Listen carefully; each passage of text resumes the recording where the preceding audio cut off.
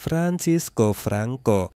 Francisco Franco lahir tahun 1892 di Ferrol, Spanyol dari keluarga militer konservatif. Sejak muda ia meniti karier di militer, dikenal sebagai sosok disiplin dan ahli strategi. Namanya makin terkenal saat memimpin pasukan kolonial di Maroko.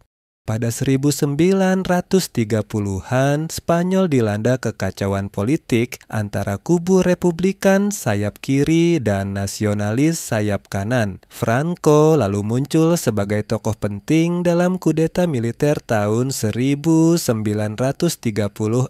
Dari sinilah pecah perang saudara Spanyol yang brutal dan berlangsung 3 tahun. Dengan dukungan Nazi Jerman dan fasis Italia, Franco akhirnya keluar sebagai pemenang pada 1939 dan mendirikan rezim diktator militer.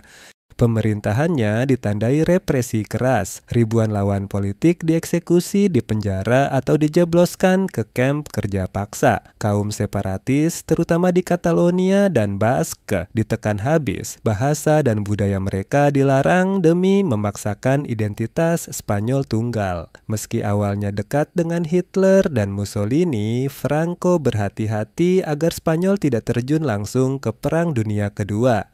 Namun setelah perang, Eropa mengucilkan Spanyol karena dianggap mewarisi ideologi fasis.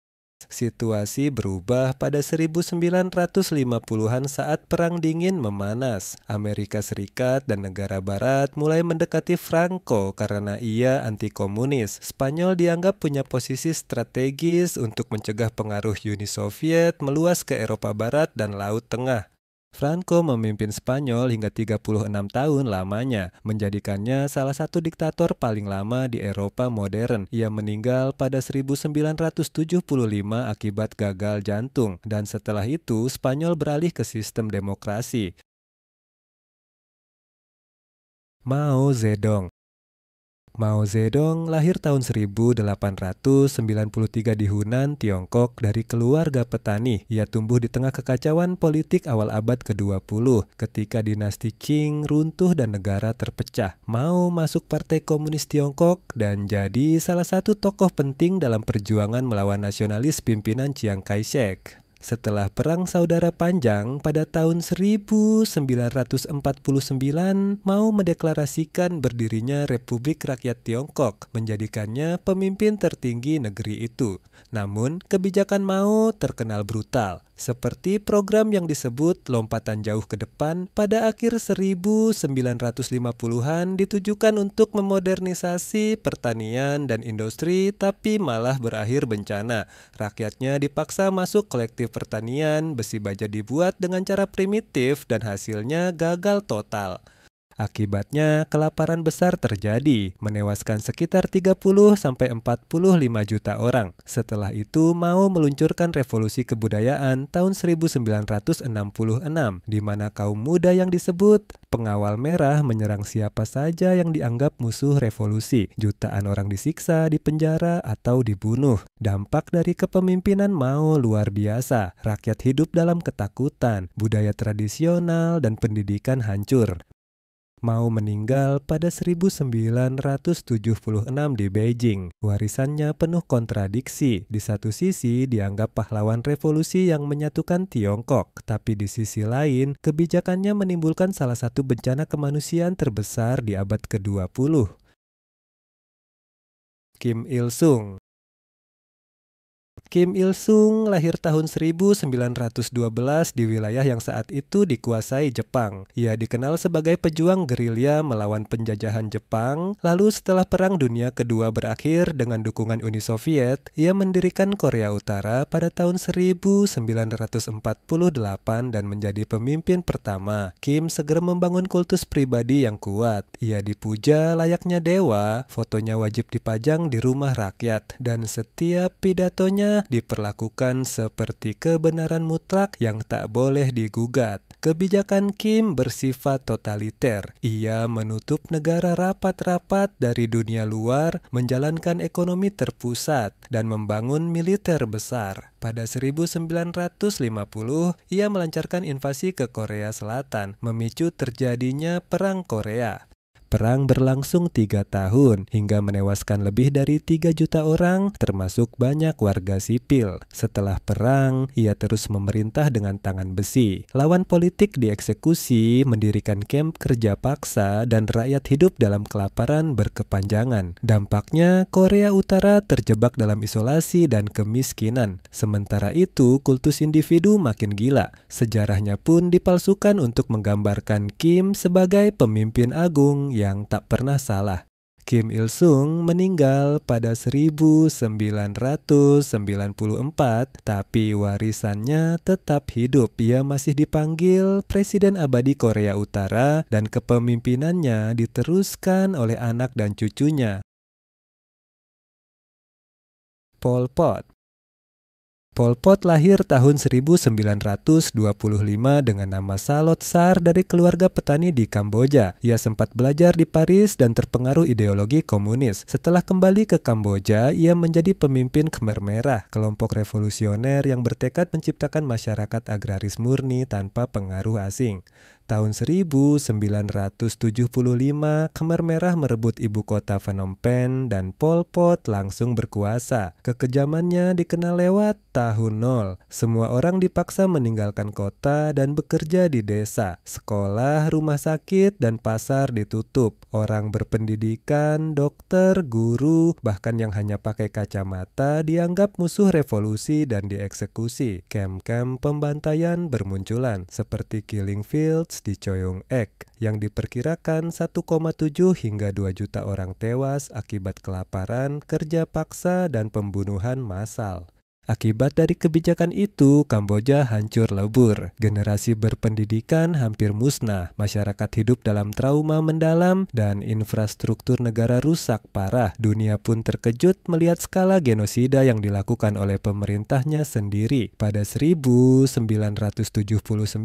Pol Pot akhirnya digulingkan ketika Vietnam menginvasi Kamboja. Ia melarikan diri ke hutan dan akhirnya Pol Pot meninggal pada 1998 tanpa pernah diadili. Idi Amin. Idi Amin lahir sekitar tahun 1925 di Uganda dari keluarga miskin. Ia hanya mendapat sedikit pendidikan formal sebelum bergabung dengan militer kolonial Inggris.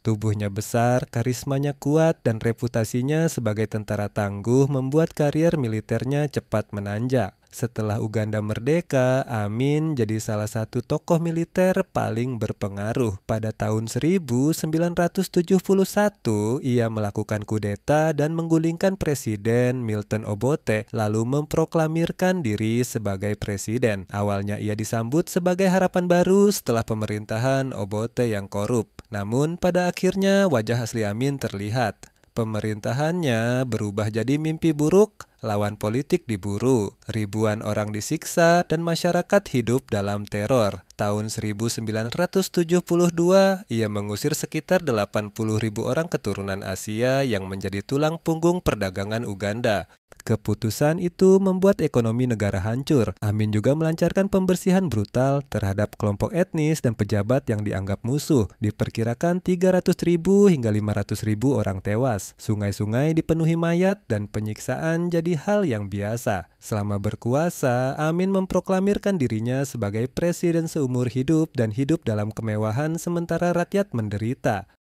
Akhir pemerintahannya di tahun 1979 ketika pasukan pengasingan Uganda yang didukung Tanzania menggulingkannya. Amin melarikan diri ke Libya lalu menetap di Arab Saudi hingga meninggal pada 2003.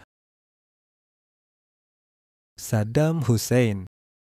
Saddam Hussein lahir tahun 1937 di Tikrit, Irak, dari keluarga miskin dan keras. Ia tumbuh dalam rumah tangga penuh kekerasan dan hanya mendapat pendidikan terbatas. Saat remaja, ia bergabung dengan Partai Ba'ath dan ikut terlibat dalam berbagai upaya kudeta. Pada tahun 1979, Saddam berhasil merebut kekuasaan dan menjadi presiden Irak. Awalnya ia dipandang sebagai pemimpin kuat yang mampu menjaga stabilitas, tetapi tak lama kemudian wajah aslinya mulai terlihat. Pemerintahannya ditandai oleh represi brutal dan ambisi polisi agresif. Saddam memerintahkan pembunuhan massal terhadap lawan politik, bahkan di lingkaran pemerintahannya sendiri. Pada 1980, ia melancarkan perang Iran-Irak yang berlangsung 8 tahun dan menewaskan lebih dari 1 juta orang. Puncak kekejamannya terjadi tahun 1988 ketika ia menggunakan senjata kimia terhadap warga Kurdi dalam pembantaian Halabja yang menewaskan ribuan orang.